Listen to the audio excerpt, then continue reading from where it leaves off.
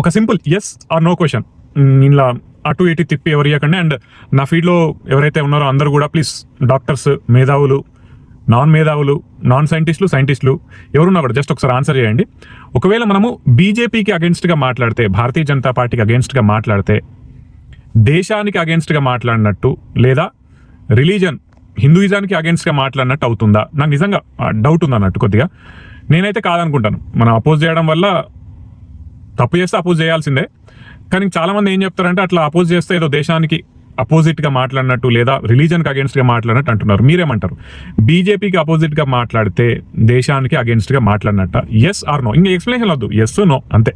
ఇంకోటి నేను మనస్ఫూర్తిగా అనుకునేది ఏంటంటే, మనస్ఫూర్తిగా కోరుకునేది ఏంటంటే, ఈ వీడియో చూస్తున్న వాళ్ళు ఎవరైనా కూడా మీరు ఎవరికి బానిసలు అవ్వాలంటే దేశానికి బానిస అవ్వాలి తప్పితే ఒక పొలిటికల్ పార్టీకో ఒక పొలిటికల్ లీడర్కో బానిస అయిన అనుకోని మీ అంత వేస్ట్గాలు బేకారగాలు ఇంకోరు ఎవరు ఉండరు.